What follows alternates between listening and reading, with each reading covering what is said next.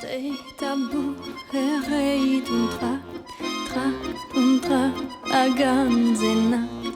Bei men zu nehmen, e nicht verschämen. Bei men zu nehmen, e nicht verschämen. Olá, bem-vindos ao quarto episódio dos Encontros Espirituais.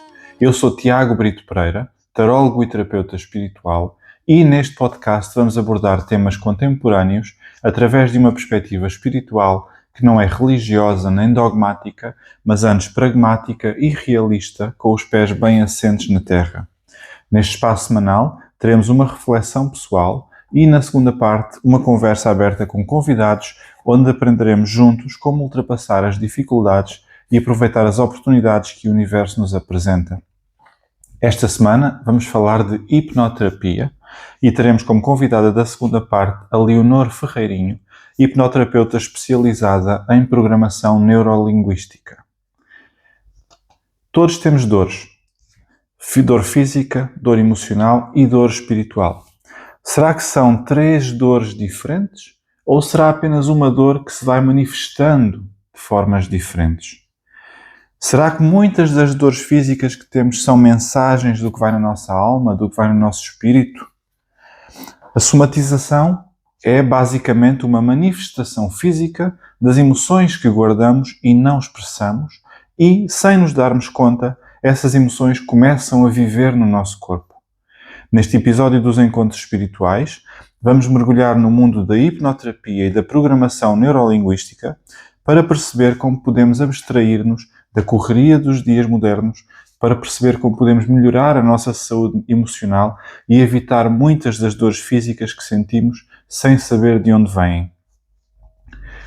Do ponto de vista espiritual, a relação entre o corpo e a mente é inquestionável. A mente manifesta a essência da nossa alma. A mente é a expressão da energia que nos compõe. A minha energia vai influir na minha mente, vai influir na minha forma de pensar, no meu comportamento. A mente também representa, do ponto de vista espiritual, o dom mais precioso que temos, que é o dom do livre-arbítrio, a capacidade de podermos analisar, decidir e, naturalmente, ter as consequências boas ou más das nossas decisões. A mente é o que nos dá consciência, permite-nos também conectar ao divino, também é uma ferramenta multifacetada que é composta não só por uma parte consciente, em que nós tomamos decisões conscientes, e uma parte subconsciente, em que nós por vezes nem nos apercebemos do que fazemos, e uma parte ainda inconsciente que nós devemos tentar aceder e que a espiritualidade me permite aceder a esse aspecto da nossa mente. A mente também compõe uma coisa que se chama memória coletiva, aquilo que compõe uma sociedade naturalmente de pessoas, mas também uma coletividade espiritual. É uma partilha de mentes semelhantes que compõe depois uma energia. E essa energia, por sua vez, vai se converter numa corrente espiritual que vai em determinado sentido conforme essas mentes assim o entendem. A mente é o que me permite interpretar a minha sensitividade, ou seja, ao estar conectada à energia e ao corpo, a mente vai me permitir identificar sinais e daí aumentar a minha sensitividade e interpretar a intuição que muitas vezes tenho. Portanto, a mente é fundamental no trabalho espiritual, a mente é fundamental para o meu dia-a-dia, a mente, aquilo que vai no meu cérebro, é essencial ser cultivado, ser trabalhado e ser tratado quando é preciso tratar. Por sua vez, a mente também afeta o corpo e vice-versa. A este efeito, ao efeito da mente sobre o corpo e do corpo sobre a mente, chamamos somatização. A somatização é a reflexão, principalmente física, a nível de doença ou de sintomas físicos, da nossa mente e do nosso estado emocional. Para lidar com a somatização dos problemas emocionais e os efeitos negativos que a somatização tem no corpo, existem 2 ferramentas muito poderosas. A programação neurolinguística, mais conhecida por PNL, e a hipnoterapia. Já vamos falar sobre elas na segunda parte. O corpo é um espelho das nossas emoções, como eu já disse há pouco, Muitas vezes, quando não expressamos ou não resolvemos os nossos conflitos internos, o corpo começa a falar, entre aspas, através de sintomas físicos. A dor crónica, problemas de pele, distúrbios digestivos muito frequentes em pessoas que sofrem do sistema nervoso. Aliás, diz-se muito frequentemente que o intestino, o sistema digestivo, é o segundo cérebro, mais uma vez a ligação à mente do nosso corpo. Entre tantos outros problemas de somatização, muitas vezes têm raízes emocionais profundas. A ciência moderna também reconhece esta ligação, não é apenas conversa espiritual. A ciência confirma esta ligação entre a mente e o corpo, os problemas da somatização. Um estudo publicado na revista Frontiers in Psychology refere que existe uma associação significativa entre experiências emocionais negativas acumuladas, por exemplo, a rejeição social, e a ativação de áreas cerebrais envolvidas na percepção da dor física. Ou seja, há estudos que comprovam que emoções negativas vão manifestar-se na dor física no nosso corpo. Por outras palavras, uma dor emocional não resolvida é literalmente uma dor física também. A ciência já vem confirmando, no entanto, aquilo que é ensinado espiritualmente há séculos. Espiritualmente já se fala nesta ligação há séculos. Do ponto de vista espiritual, a somatização é muitas vezes interpretada como uma desconexão entre a alma e o corpo. O meu corpo manifesta-se quando sente que a alma não está conectada ou não está equilibrada. Esta é a interpretação espiritual do fenómeno da somatização. Daí, espiritualmente, a necessidade de eu estar a fazer uma introspeção frequente e de procurar melhorar-me de dentro para fora. A melhoria interna é aquilo que vai fortalecer o corpo, por consequente, vai fortalecer a mente. A melhoria interna, a autoanálise, o olhar para dentro, o perceber como é que eu posso ser melhor, é uma das pedras basilares da espiritualidade. Portanto, uma vez mais, a ciência vem confirmar que eu tenho de trabalhar o meu interior para tratar a dor física, algo que a espiritualidade já diz há séculos. Tens de o fazer para cresceres e para não sofreres. As grandes correntes espirituais ensinam-nos que quando ignoramos os apelos inconscientes da alma, como a necessidade de perdão, melhorar o amor próprio ou falar a verdade por muito que custe, estes apelos da alma, que se forem ignorados, acabam por se manifestar fisicamente.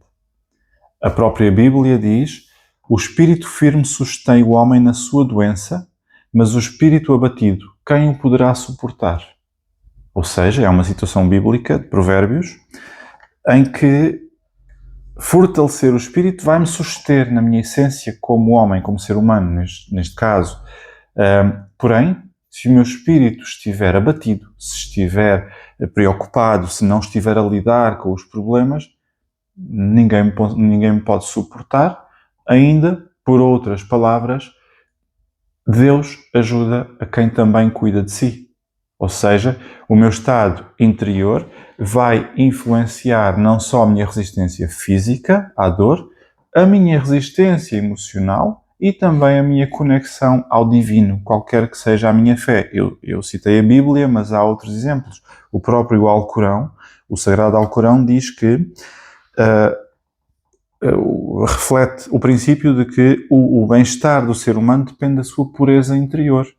Há uma citação que diz que são fiéis e cujos corações sossegam com a recordação de Deus.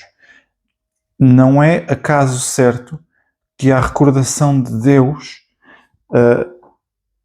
faz tranquilizar o coração. Portanto, isto basicamente o que esta citação diz é que quando as emoções negativas, como a culpa, o medo ou a raiva, se instalam e nos afastam da nossa paz interior, o corpo expressa essas feridas da alma e afasta-nos de Deus. Assim, a cura espiritual não pode ser separada da cura emocional, daí a importância de ferramentas como a hipnoterapia ou a programação neurolinguística, e esta cura emocional passa por restaurar o meu equilíbrio interno, que vai devolver ao corpo uma harmonia natural, corpo, mente, alma. Neste episódio, então, na segunda parte, vamos falar um pouco mais sobre a programação neurolinguística, sobre a programação neurolinguística, sobre a hipnoterapia e como nos podem ajudar a identificar, desbloquear, porque muitas vezes não temos consciência dos nossos bloqueios, e transformar as emoções que carregamos e estão muitas vezes também escondidas. E, ainda mais profundamente, vamos explorar como um processo de cura emocional se liga ao nosso crescimento espiritual. Será que ao curar o corpo e a mente também estamos a curar a alma?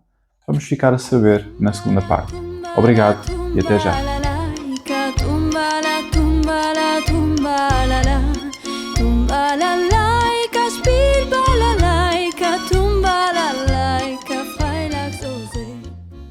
Olá, bem-vindos à segunda parte dos Encontros Espirituais. Hoje estamos a falar sobre a cura do corpo e da mente, para depois, posteriormente, termos a cura espiritual também. A minha convidada de hoje chama-se Leonor Ferreirinho. A Leonor é diplomada com o nível Practitioner pelo London College of Clinical Hypnosis, é formada em Programação Neurolinguística, é mestre assistente de Reiki há quase 2 décadas, é uma das pessoas que eu conheço que é mais pragmática, é muito prática, e está profundamente conectada entre a ciência terapêutica e a espiritualidade. A Leonor consegue perfeitamente fazer a ponte entre os aspectos práticos da cura da nossa mente, da nossa recuperação emocional e as conversas espirituais e os temas espirituais. A Leonor é autora de um livro que é muito tocante. O livro chama-se Do Querer ao Ser, onde vai homenagear as pessoas que, em momentos de muita vulnerabilidade, confiaram na Leonor as suas dores em busca de soluções. A Leonor é também uma terapeuta holística que procura tratar o ser humano na sua totalidade. Mais do que tratar patologias psicossomáticas, a Leonor vai acolher e orientar todos aqueles que se sentem em desequilíbrio emocional, iluminando o seu caminho com amor, dedicação e respeito. Para ela, a terapia não é só uma profissão, mas é também um farol para a própria jornada de crescimento e aprendizagem. Eu conheço a Leonor há uns anos, ela tem uma fé inabalável e ela defende que nenhuma história partilhada permanece igual depois de ser recebida com o coração aberto. A Leonor hoje vai nos oferecer toda a sua experiência, sabedoria e visão, que são únicas. Bem-vinda, Leonor, aos Encontros Espirituais. Obrigada pelo convite. Muito obrigado por ter aceitado o meu convite, Leonor, por me receber neste espaço que é lindíssimo. Sente-se uma energia muito poderosa de transformação aqui. Muito obrigado, Leonor. É a energia que eu procuro passar. Sem dúvida. E a sua energia está presente. Está presente assim que se entra neste espaço. Leonor, considera-se uma pessoa espiritual? Já sabemos que sim. Até que ponto e como define a espiritualidade na sua vida? Bom, desde muito cedo que eu me reconheço uma pessoa diferente. E se durante muito tempo isso foi visto por mim, se calhar aos olhos dos outros também, como uma incapacidade, talvez, a partir de determinada altura eu comecei a olhar de uma forma diferente. E comecei a fazer uso disso para o meu próprio equilíbrio. E fui buscando, fui procurando. O Reiki ajudou-me imenso. E o meu grande mestre, Paulo Raposo, fez esse trabalho muito bem feito. Que foi eu perceber que, de facto, o que se passava comigo é que eu teria eventualmente um dom que teria que explorar. E, portanto, a minha espiritualidade levou-me a perceber que eu teria algo para partilhar e que precisava de ser materializado numa especialidade. Foi quando eu estudei. Exato. E o Reiki é uma forma muito prática também de se iniciar na espiritualidade, não é? É doce, é suave, é como se fosse água a penetrar. Ela vai se instalando devagarinho e vai tomando conta de nós. Assim nós permitamos que isso aconteça. Exato. Iniciando no Reiki, e o que é que ele levou depois a seguir o caminho da hipnoterapia e da programação neurolinguística? Precisamente isso. Perceber que aquilo que eu sentia como sendo diferente, teria que ter uma orientação qualquer. E eu sentia que podia partilhar parte da minha história, que foi sempre muito pautada por sofrimento físico, de formas diferentes, sempre. Eu lembro-me de começar a lembrar-me de mim com umas dores de estômago terríveis, dilacerantes. E depois, mais tarde, dores de barriga terríveis pela parte feminina. Claro. E depois enxaquecas terríveis, e depois dores na coluna. E toda a vida fui sofrendo dores pontuais, como se fosse um sinal, um alerta, que eu nunca interpretei como sendo um caminho, e fui interpretando como sendo um castigo. Ou seja, para si esta somatização, digamos assim, na altura se calhar não se percebeu que era somatização. Não, de todo. Era um castigo. Era um castigo por alguma coisa que eventualmente eu teria feito e que eu não sabia.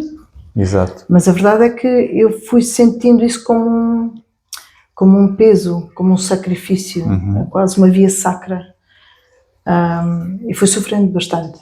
O chamado aguenta, aguenta, aguenta. Não é? Tal e qual. Pois. E que nunca terminava, porque melhorava de uma coisa e piorava de outra, e eu fui sempre sofrendo dor física, e que na altura eu não percebia. Então fui estudar, evidentemente, porque percebi que teria esta minha história para contar, a minha fase de superação, de transcendência entre aquilo que me fazia sofrer e aquilo que eu era capaz de fazer apesar de. E depois, de repente, numa meditação de Reiki, surgiu-me a hipnose. E eu achei que não era para mim. Achei que não teria condições académicas para seguir essa área. E quando fui explorar, percebi que afinal tinha. E pronto, e foi quando decidi, depois de todos os testes que foram feitos de admissão à formação, percebeu-se que de facto eu era dotada para aquele trabalho. Sua formação é internacional, portanto, considera que é mais difícil aceder à formação internacionalmente do que, por exemplo, se tivesse estudado em Portugal, com uma academia portuguesa? Sim.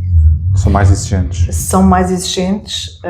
É uma formação que é acreditada nas universidades inglesas e, portanto, tem uma base científica por trás muito forte. Okay. Sim. E, portanto, tudo que se aprende é tudo aquilo que foi estudado e testado cientificamente, de modo a que não se retraumatize uma pessoa que vem já de si com alguma fragilidade. O que é que significa não retraumatizar?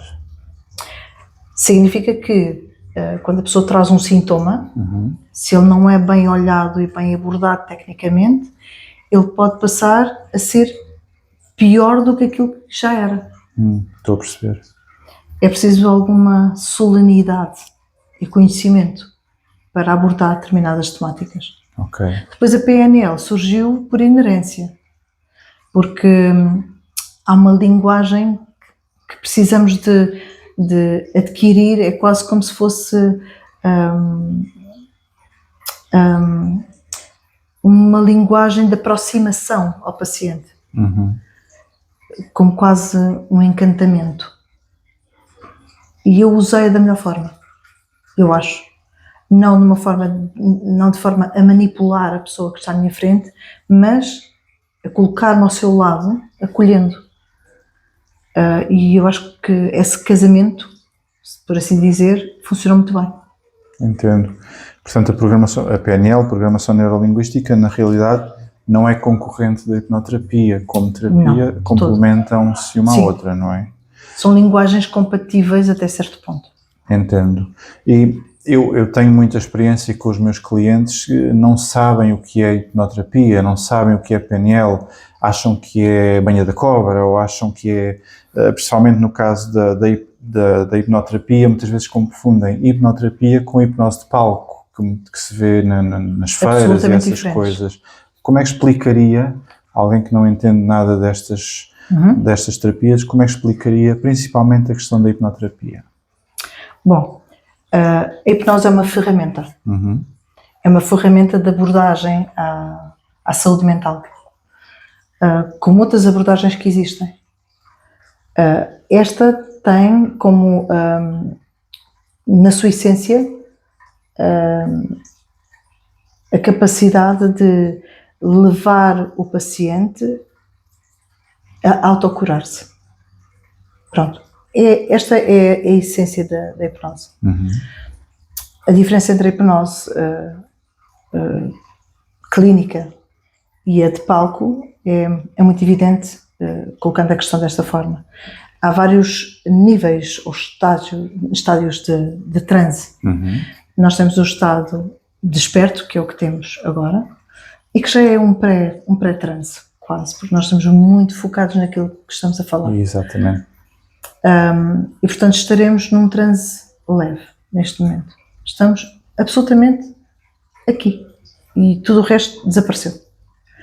Não faz falta. Pronto, é a atenção completamente focada. Ou seja, mesmo o estado consciente já é um estado de semi-transe? Sim. Não sabia. Imagine, quando está a ler um livro e está muito envolvido naquela história, você está num transe hipnótico. Sim, faz sentido. Porque tudo o resto desapareceu. E o que é importante é mergulhar naquela história que está a ler. Ou, por exemplo, quando está a ver um filme. E muitas vezes com certeza já lhe aconteceu de estarem a falar consigo e dizer, desculpa, não ouvi. É verdade. Isso é muito frequente acontecer. Está hipnotizado. É tão simples quanto isto. Não tem nada de estranho, nem de malévolo. Não, é uma coisa bonita. E é um estado natural. Imagine quando vamos a conduzir e que de repente chegamos ao destino e nem nos lembramos que caminho percorremos. Ou parece que acabamos de sair e já chegamos. Isso é um estado de transe. E é um estado de transe, e o estado de transe é um estado normal, a que nós nos permitimos. Quando aceitamos relaxar ou focar a nossa atenção em determinada coisa. Há vários níveis de transe. Temos o transe leve, o transe médio e o transe profundo. Ou sonambúlico, também é assim chamado. O transe sonambúlico não nos interessa para trabalhar. Interessa-nos o transe leve a médio. Porque o transe sonambúlico é como se retirasse a vontade ao sujeito que está a ser hipnotizado. Ele está entregue à vontade de quem o está a hipnotizar. Entendo. E o nosso objetivo é outro, completamente diferente. É levar a pessoa a aumentar a sua capacidade de se autocurar, de se compreender e de aceitar uma mudança. É uma forma de aceder ao inconsciente. É essa parte de nós que aprende e que promove uma mudança para que o consciente execute em termos de tarefas, Exato. rotinas. Portanto, pegar num trauma e saber lidar com esse trauma. Entrar pelo sintoma e sair pela solução. Entendo. Ou pela cura, conforme se preferir chamar. Sim. E a PNL, como é que funciona, assim, em termos leigos também? A PNL é mais uma linguagem.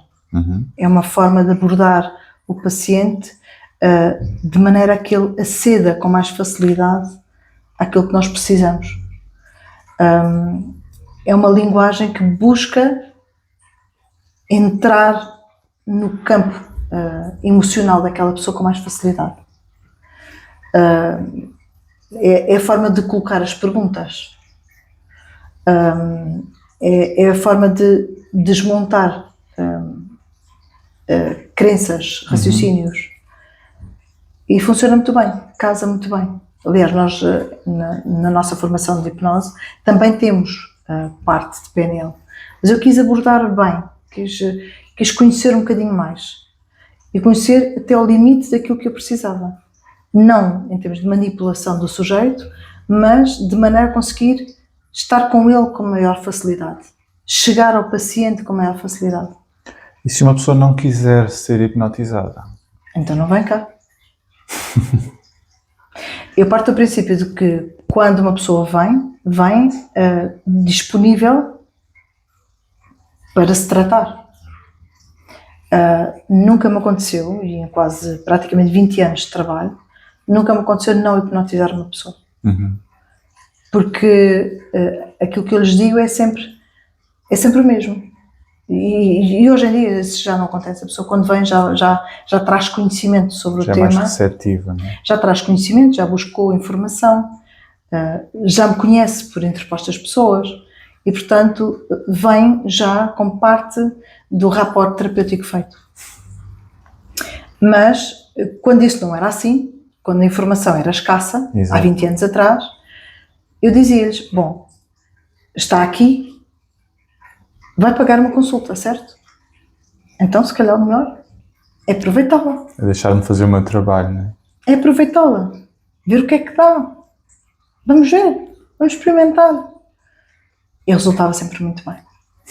Porque nessa altura, há uns anos atrás, e estamos a falar quase há 2 décadas praticamente, são já 19 anos,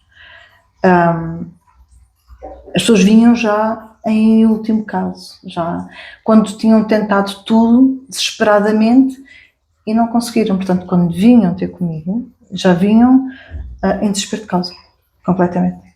E portanto, vinham muito mais receptivas, do tipo, faça o que puder. Pois, entregue nas suas mãos, não é? Tal e qual. Por aí. E é claro que isso é parte da cura, porque a verdade é que a hipnose é só uma chave de acesso. Tudo o resto é psicoterapêutico. É a linguagem que nós utilizamos e a forma como nós sentimos aquela pessoa. E aí a minha espiritualidade ajuda muito. A forma como eu sinto o todo ajuda-me a estar com aquela pessoa de uma forma mais inteira. Entendo. A Leonor falou há pouco dos seus episódios de somatização. Pode explicar a importância da somatização, principalmente em adultos? Quais são os sinais que devemos estar atentos? Pode dar alguns exemplos para que as pessoas não tenham de passar, se calhar, por aquilo que a Leonor passou? Quando uma dor é muito persistente, ela normalmente funciona como um alerta. É quase como se o corpo gritasse um pedido de ajuda. Do exemplo das articulações que muitas vezes inflamam, artrite reumatoide, por exemplo, é como se o corpo estivesse a chorar através dessas articulações, como se quisesse a dor emocional sair através do corpo. E muitas das vezes as pessoas refugiam-se na vitimização e acreditar que isso é incapacitante, não é? Quando muitas vezes é um caminho de cura, mas de cura emocional ou espiritual. E isso acontece com muita frequência. E eu sou o melhor exemplo disso. Ou seja, se uma dor é persistente e eu não consigo tratá-la de forma nenhuma, ou se não há explicação, obviamente que se me dói uma dor, se tenho uma dor porque eu parti um braço, é porque parti o braço, não é? Certo. Mas quando a dor não tem uma causa... Quando a dor surge inesperadamente e teme em não sair, em não desaparecer, então temos que mergulhar mais profundamente nisso e perceber o que é que o nosso corpo nos está a querer dizer. E o meu corpo tem gritado uma vida inteira. E só agora que eu aquietei mais a mente, que circunstâncias várias da minha vida me conduziram a parar a minha profissão primeira, que eu era funcionária da companhia de seguros, e portanto isso tomava-me grande parte do meu pensamento, do meu tempo, de tudo que eu tinha, né? E depois trabalhava com as minhas consultas no final do dia.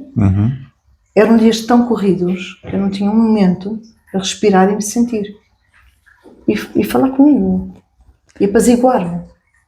E portanto essas dores foram estando presentes, cada vez mais persistentes, e eu não as interpretava até o momento em que a dor me incapacitou e eu fiquei deitada numa cama porque a minha coluna obrigou-me. Claro. E a partir daí tudo se desenrolou de uma forma absolutamente inesperada, e a verdade é que eu acabei por negociar uma pré-reforma muito cedo. A empresa acedeu a isso com muito respeito, com muita consideração por mim, e isso foi muito bom. E de repente eu abracei esta minha profissão, que eu acredito que também é um dom, ou que Sem dúvida. a minha profissão acaba por corporizar o dom que eu tenho desde sempre. Exatamente. E então a minha vida aquietou, silenciou e eu já consigo ouvir-me. Eu percebi porque é que eu padeci de tudo isto tanto tempo. É porque eu preciso ver mais além. Exatamente. E saber entender os sinais que o universo nos está Isso. às vezes a transmitir, não é? Isso. Porque a dor vem emocional, mas também é uma dor muitas vezes espiritual, é uma dor de Tal e falta de... O universo está-nos a empurrar para um caminho e nós teimamos às vezes a não querer ir por ali. E o universo diz, não vais, mas sofres com isso. Tal e não qual. é? Aguentas. Então vais parar. Exatamente. Há de haver um momento em que tu te vais escutar. Há de haver um momento em que tu vais perceber que o universo pede mais de ti do que só isto. Exatamente. Leonor, acha que é possível alguém ser desenvolvido emocionalmente, ou seja, ter uma alta inteligência emocional e não ser desenvolvido espiritualmente? Dificilmente. É a minha opinião. Fora qualquer parte teórica, eu não me baseio nisso para ter esta opinião. Mas acho que qualquer pessoa que é mais evoluída emocionalmente tem obrigatoriamente associado a sua espiritualidade. O seu olhar mais além de o sentir o visível, mas reconhecer o invisível. Ou o contrário, reconhecer o visível e sentir, intuir o invisível. Porque no fundo acaba por ser por aí. Isso é quase como podemos chamar-lhe uma fé, mas uma fé solitária, num caminho único, solitário. Exatamente. Mas que tem que ser trilhado, ele tem que acontecer quando o universo nos chama. A fé por natureza é solitária. A fé é um processo muito individual, Sim. não é? A fé coletiva é uma partilha dos mesmos valores, mas a fé Claro. na sua natureza é individual, sem dúvida nenhuma. O caminho é solitário. E ainda bem que é. Porque é a forma que nós temos de nos perguntar e buscar respostas em nós e às tantas nos sinais que vamos recebendo. Sem dúvida, sem dúvida. E de que forma é que, para si, Leonor, o trabalho emocional, a recuperação emocional dos seus clientes, é um trabalho de alma também?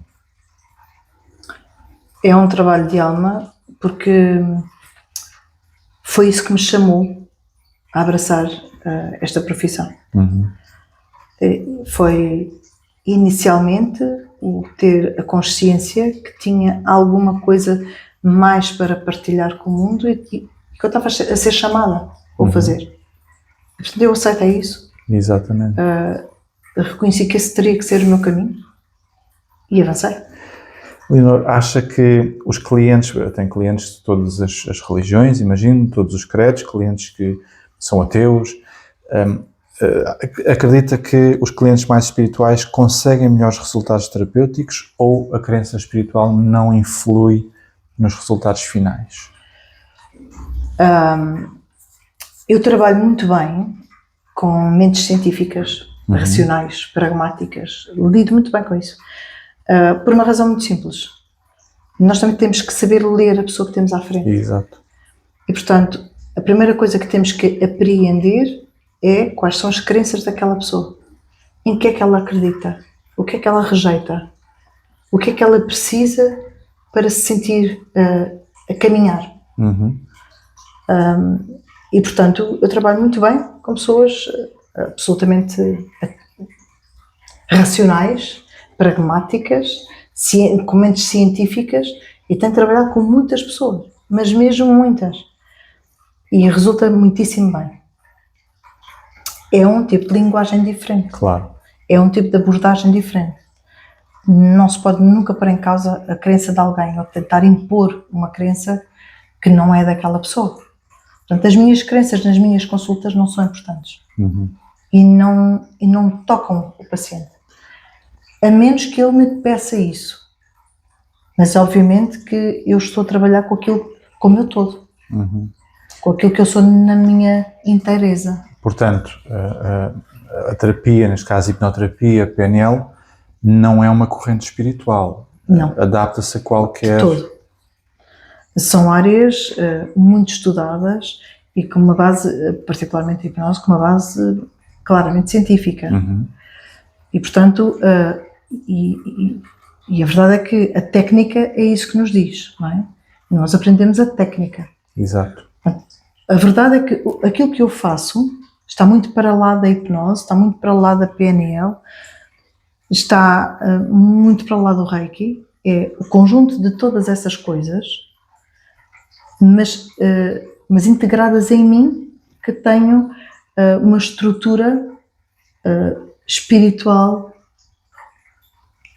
com todas as minhas crenças e com tudo aquilo que me sustenta. Acredito que o que está a dizer faz todo o sentido e, aliás, o próprio ateísmo, eu também recebo clientes que me dizem logo, eu não acredito nestas coisas, cá está, é o desespero às vezes, ou é o passa-palavra, é alguém que lhes diz, vai lá, não custa nada, não sei o quê. Mas na realidade o próprio ateísmo, na minha opinião, é uma forma espiritual. Claro. É uma crença. É uma crença, é uma partilha também, e é um desafio ao status quo. Ou seja, espiritualmente os grandes nomes espirituais foram disruptivos. Sim, claramente. Cristo, Buda, enfim, também surgiram quase como que fora do seu tempo. Desafiaram o status quo da altura. E o ateísmo fala.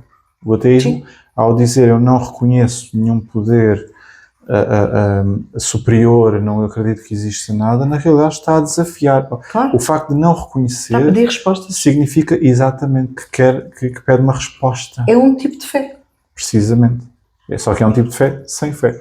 Exatamente. É um tipo de fé que está à margem de todas as crenças espirituais conhecidas.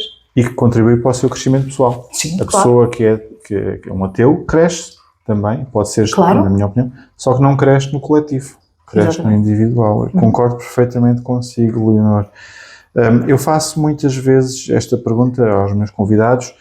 Sente que há problemas específicos que afetem mais profundamente as mulheres do que os homens? É verdade que a maior percentagem que eu tenho de pacientes é feminino. É verdade. E também é verdade que todas as temáticas que são trazidas pelos homens são resolvidas de uma forma muito mais técnica e prática. É verdade. E que o tratamento é muito mais curto. Traz um determinado tema para resolver. Imagine ansiedade de performance. Isso é muito, muito frequente nos homens. Terem dificuldade de falar em público, isso é recorrente. E isso é uma coisa que se resolve muito rapidamente, abordando absolutamente tecnicamente. Ali fechado. Pegamos aqui, terminamos ali e acabou. Não há fuga possível. E sim, e corre bem. Claro. As mulheres são diferentes, são mais complexas, são mais inquisitivas, têm mais curiosidade por perceber determinadas coisas. E também por procurar soluções, são curiosas. Sim, as mulheres são especiais, não podemos dizer o contrário. E eu gosto de trabalhar com mulheres exatamente por isso, porque elas se superam, querem sempre conhecer mais de si.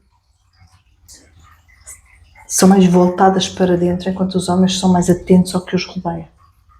Se calhar o homem faz mais resistência a olhar para dentro, não é? São ensinados, se calhar, que não devem fazê-lo. Talvez. Eu acho que isso já vem na genética, não é? De que o homem acha, o homem não pode chorar. Exato. O homem tem que ser cuidador da família. Tem de ser melhor que os outros. Tem que ser melhor que os outros, tem que ser mais forte fisicamente. Portanto, isso são crenças que vêm de há muito tempo já. já vêm herdadas de há muitas gerações. E as mulheres não, as mulheres procuram compreender a sua fragilidade, são mais sensíveis à espiritualidade, regra geral, e portanto buscam mais. Sim, a energia feminina por natureza também é mais conectada do que a energia masculina. E quais são os problemas mais recorrentes nas mulheres que consideraria? As mulheres normalmente querem compreender o porquê de determinados comportamentos. E depois também têm questões psicossomáticas relevantes, não é? Mas quando nós estamos a falar de questões psicossomáticas propriamente ditas, é mais em termos de querer evoluir a partir do estado em que se encontram. É querer descobrir-se mais e querer evoluir em termos de comportamento. E bebem mais informação. Querem sentir mais. Querem aprender a sentir melhor. Isso é muito interessante. Sem dúvida, sem dúvida. Vivemos tempos, para já, em que somos bombardeados com informação, somos muito estimulados pelo exterior, não só informação noticiosa, mas informação de todo o género. Acha que ainda há espaço para ser espiritual nos dias que correm? Eu tenho o meu exemplo, que é muito marcante. Eu não me lembro nunca de ter vivido sem ter a obrigatoriedade de. Eu não tinha sequer tempo para me compreender ou para me ver inteira. Não havia espaço nem tempo. O meu tempo era rigorosamente entregue a tarefas. E, portanto, eu acho que é isso que acontece à grande maioria da população. É que funciona de uma forma quase automática, e é muito o que acontece, de forma automática, no cumprimento de tarefas. O que leva a que não haja um momento para sentir, nem mesmo quando tem momentos de pausa. Exato. E é muito recorrente as pessoas em momentos de pausa não conseguirem pausar. Não são capazes. Não sabem fazer isso. E isso também é um problema. É contrário à prática espiritual, nesse caso. Isso também é um problema. O estar sozinho consigo, muitas vezes, não é um exercício fácil. E também isso deve ser aprendido. Como desfrutar e compreender de si consigo mesmo. Portanto, eu acho que, efetivamente, na sociedade em que vivemos, é muito difícil que as pessoas evoluam espiritualmente. A menos que tenham um chamamento vindo de trás e que o reconheçam desde crianças e que se tenha mantido presente como que um chamamento que não silencia. Nós temos que seguir aquilo de alguma forma. E quando não seguimos, vamos ter que parar. A saúde, a vida, ela vai-nos parar, vai-nos obrigar a enfrentar aquilo que somos na realidade. Exato. Inteiros. Não é diferente da prática espiritual. Muitas vezes perguntam-me também como é que eu posso ser mais espiritual. É uma pergunta que me fazem muitas vezes. Eu quero evoluir, quero saber mais sobre a prática espiritual, quero desenvolver a minha espiritualidade e não sei como. E eu faço esta pergunta, além de naturalmente recomendar livros, enfim, mas faço esta pergunta. Alguma vez foi jantar sozinho ou sozinha, sem o telemóvel? E a pessoa diz-me assim, não, nem pensar. E era capaz de o fazer, nem pensar. A prática espiritual começa por aí. Uma coisa tão simples como ir jantar ou ir lanchar, estar num sítio sem nada a não ser a própria pessoa. E a espiritualidade é isso, é olhar para dentro e estar consigo. Não é diferente do cultivo também emocional. E há quase uma aversão, não é? Parece que estamos programados para não podes estar sozinho nunca. O que acontece muito é que as pessoas não fazem. As pessoas têm que fazer, mas esquecem-se de ser. E o que eu procuro sempre nas minhas consultas, cada vez as minhas consultas sai claramente diferente. Não sai igual. Não é possível. Porque se levantou uma pontinha daquele véu que tem todo o tesouro do lado de lá. E de que forma é que eu faço isso? É ensinando a pessoa a sentir. Apenas ser. Não precisa de fazer nada. É silenciar o corpo, silenciar a mente e sentir. Porque aí é que nós estamos a acontecer. É quando estamos a ser. No seu processo terapêutico que tem com os seus clientes, qual é que considera, Leonor, o passo mais difícil ou aquele em que os seus clientes mostram mais resistência?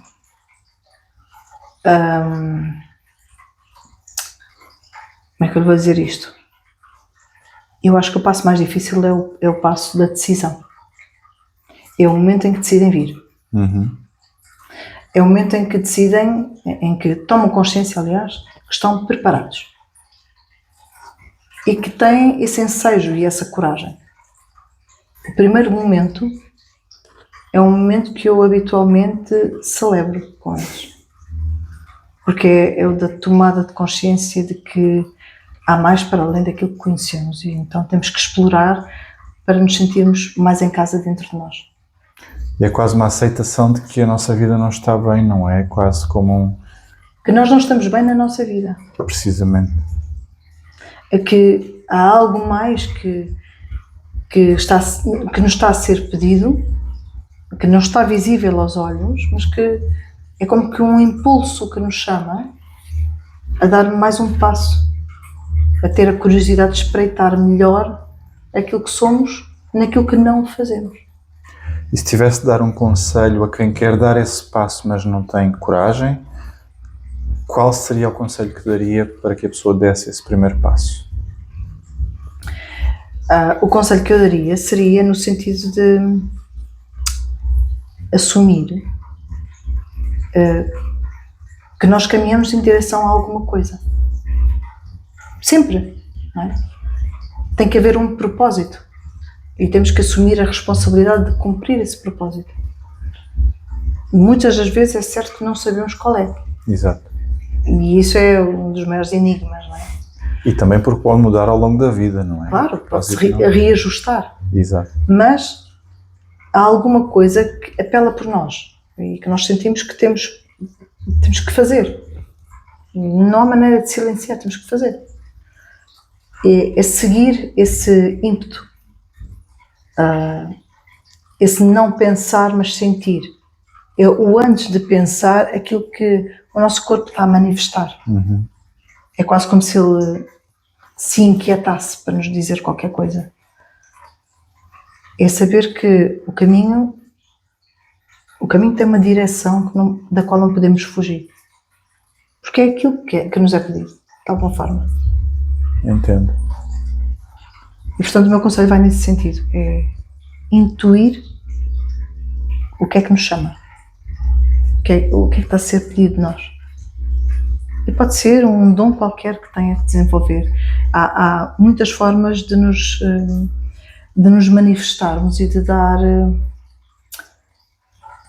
dar afeto e amor, que é aquilo que, infelizmente, pouco tem havido ultimamente. Infelizmente. Leonor, qual é que foi o maior desafio que enfrentou, que se sente naturalmente que pode partilhar, e como é que sente que a sua conexão espiritual a ajudou a superar esse desafio? Pois, fazendo uma retrospectiva da minha vida, na realidade esse momento é agora. É o momento em que a minha saúde física me gritou mais alto e eu não pude ignorar de modo nenhum. E portanto tive que parar para compreender o que é que estava a ser dito. E só o silêncio de não ter obrigações é que me levou a compreender o que é que me estava a ser pedido.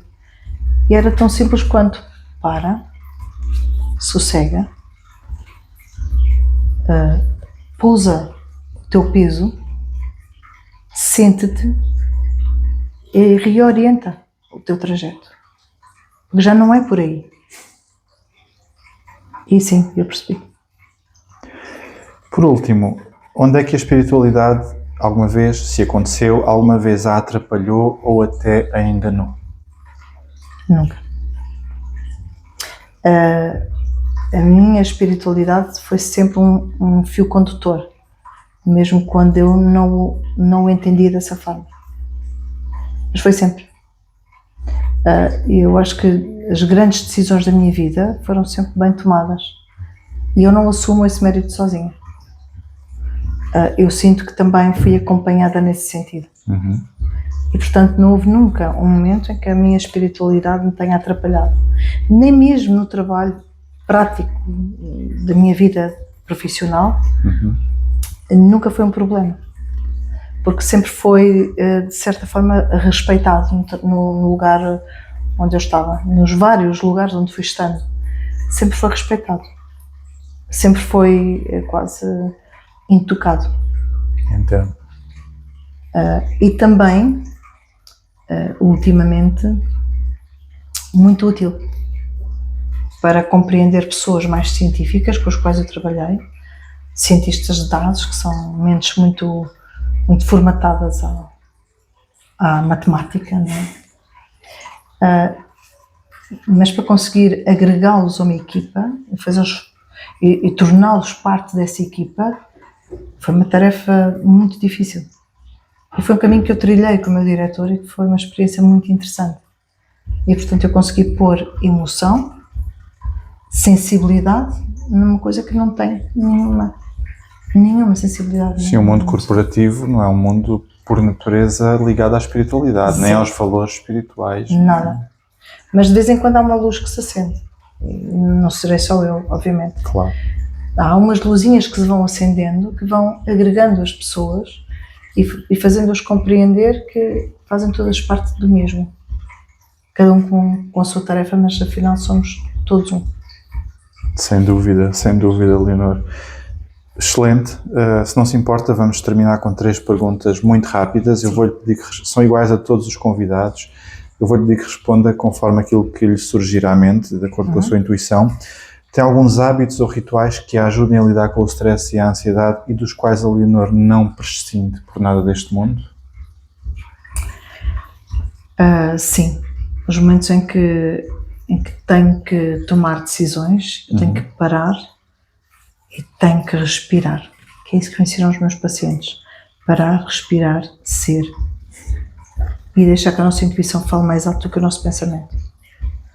E eu acho que por isso eu tenho tomado as decisões mais adequadas. Sem dúvida. Em que é que antes acreditava com toda a fé e hoje em dia já não acredita? É uma pergunta difícil de responder. Eu nunca perco a esperança. E por isso não desacredito. Continuo a acreditar. Ok. Por último, recomendo um livro, uma série, um canal de YouTube, as redes sociais, alguma coisa que acha que os nossos ouvintes beneficiem em aprender também. Um livro. A Profecia Celestina é um livro muito interessante. Porque nos leva a entrar na espiritualidade com um começo e com uma continuidade. É muito interessante. Depois há um livro que eu gosto especialmente, que é um livro muito fininho, que é de um sobrevivente da Segunda Guerra Mundial e que se chama O Homem Mais Feliz do Mundo. E que a espiritualidade está ali, intacta. Aquele homem teve que sobreviver, teve uma palavra para entregar ao mundo, teve o seu testemunho a passar ao mundo, e que é muito importante. Quem lê aquele livro não fica igual. Exato. A provação e a dor servem para isso, muitas vezes para serem convertidas em testemunho. Leonor, muito obrigado. Foi um prazer. Aprendi muito nesta entrevista. Muita coisa, até que eu próprio desconhecia sobre a hipnoterapia, é muito interessante. Obrigado também a vós por estarem desse lado. Se gostaram do episódio, digam algo nos comentários. Partilhem com quem acharem que pode beneficiar em ouvir esta conversa. Não se esqueçam também de gostar do canal, de subscrever para não perderem os próximos episódios. Eu irei deixar nas descrições o link para os canais da Leonor, para o consultório da Leonor, também para o livro. Se tiverem interesse, eu recomendo que leiam. Eu aprendi muito quando o li. Todos os temas que aqui falámos, irei também deixar os contactos. Se tiverem perguntas, façam. Nós tentaremos responder o melhor que pudermos. Na próxima semana voltamos a encontrar. Vamos ter mais uma conversa espiritual com os pés bem assentes na terra e os olhos no que importa. E para a semana vamos falar de um tema controverso. Vamos falar de dinheiro, com alguém que percebe muito de finanças e desenvolvimento financeiro pessoal. Vamos falar de materialismo e vamos tentar perceber se é possível ter abundância financeira e simultaneamente ser uma pessoa espiritual. Muito obrigado e bem-ajam. Obrigado, Leonor. Obrigada Muito pelo obrigado. convite. É um prazer. Obrigado.